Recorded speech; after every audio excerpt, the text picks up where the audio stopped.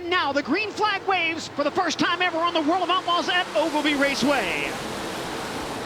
Logan Schuchart on the bottom, drifts high out of turn 2. Macedo to his inside. Carson Macedo to the lead at the end of the back straightaway. Schuchart comes back on the bottom, but Carson Macedo leads the opening lap. Logan Schuchart in second, side by side for third. The battle on the top of the speedway. Caution flag on the speedway. Car sideways in turn 4, the 17M of Zach Omdahl. Again, Carson Macedo, the first to fire. He can do so anytime now that he is in the Seafoam restart zone. Macedo gets on the throttle when we get back underway. Logan Schuchart comes after him on the inside in 1 and 2. David Gravel running third. Brad Sweet in fourth. Spencer Baston by Donnie Schatz to take the 5th spot.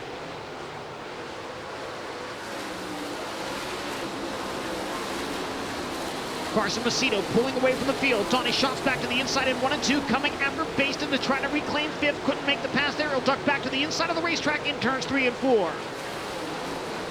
Slower car of Tim Estenson between the leader. Oh, Estenson gets sideways, and now David Gravel and Brad Sweet are both collected. David Gravel and Brad Sweet collected by the slower car of Tim Estenson. We'll take a look at the Dirt Vision replay.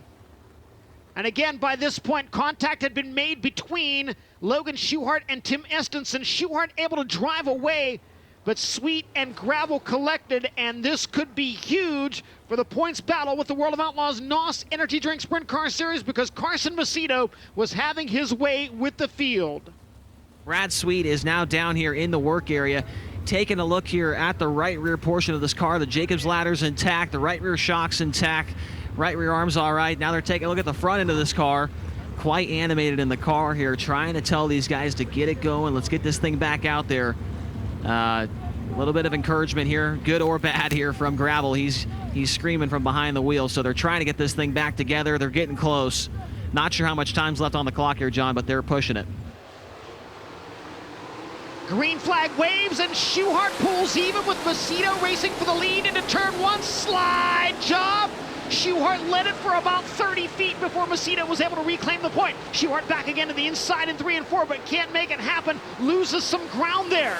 Now Donnie Schatz coming after Giovanni Scelzi and Spencer Baston. They were nearly 3 wide at the end of the front stretch. A close call for Carson Macedo, who nearly got into Cody Island. Now Macedo continues his charge through the traffic, slides up in front of Ryan Bowers. Schuchart trying to get to the inside of Bowers down the front straightaway. David Gravel sideways. Gravel spins in turn 2. Certainly would think that the damage to that car from the early incident played a part in that spin. Carson Macedo from the inside lane this time grabs the lead again. Up to second, Giovanni Scelzi in the number 18. Caution flag waves, however. Problem for Bill Rose on the high side in turn number 2, slowing to a stop. We go back under green flag conditions. Logan Schuchart trying to fire the inside of the speedway in 1 and 2, but can't do anything with the leader, and now under attack from the 83 of James McFadden. J-Mac to third and looking for more. Donnie Schatz down low in 3 and 4. Coming after the 18 of Giovanni Scelzi for the 4th spot. Can't make anything happen there.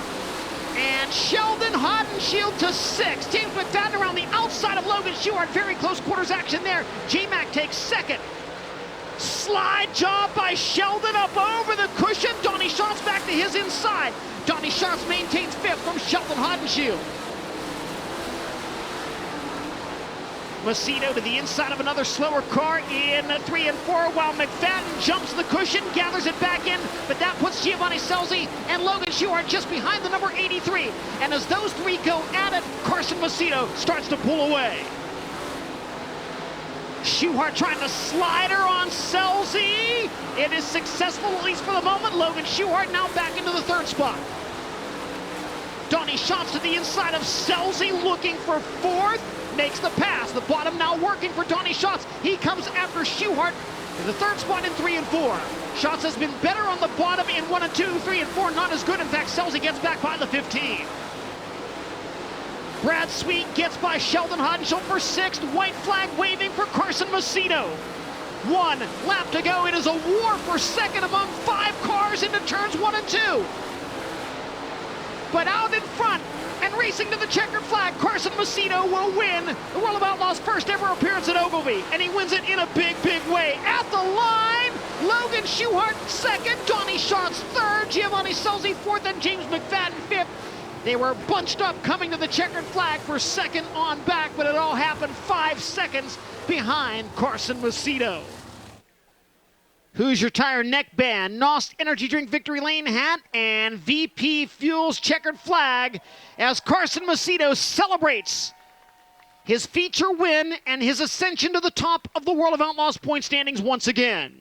Yeah, I just think that some of them lappers were, they were tough. There was a couple of times that one of the lappers, he would like enter really high into 3 and then kind of cross back over, and I would get stuck thinking I was going to slide him and then almost run into him and have to kind of lane change to the top. So I think it could have happened to any of us. I'm not sure exactly what happened there with those two, but I'm sure it just happened with being aggressive with a lap car, probably racing hard.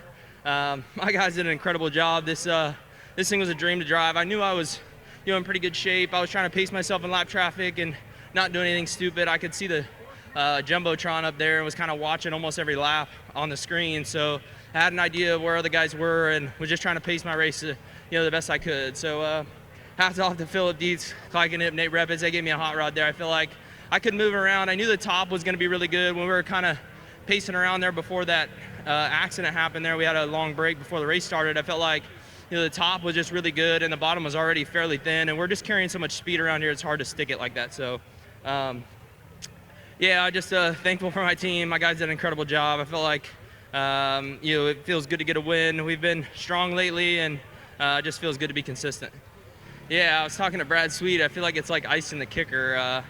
It's one of them deals where it's you're really ready to race. You got all the things running through your head of what you need to do, what you need to execute, and I'm just really glad that I was able to get a good start there. On the initial start, Logan kind of comes sliding across really fast and kind of broke his momentum up top, and I was able to cross over, and I think that was most of the race. So it was fairly top dominant, I thought. But I want to say hi to all my family and friends at home. I know Tori Tarleton's having a graduation party tonight, so congrats to her, my girlfriend, my mom, my dad, Tom and Tommy, Martha, Melissa Tarleton, everybody. I'm sure they're all watching. But thank you to Dennis Albaugh, for supporting this team. He's been a believer in us, and we really appreciate him coming on board.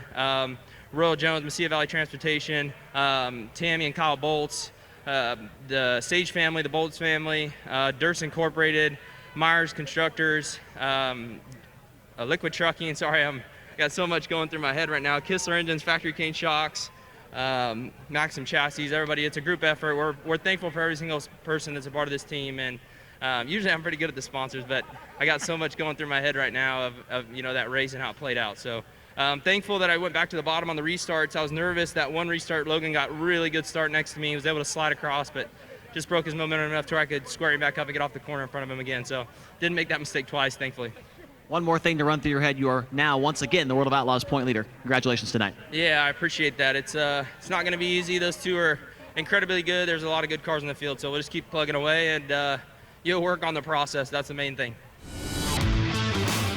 For live coverage of every World of Outlaws event and for extended on-demand race content, visit dirtvision.com.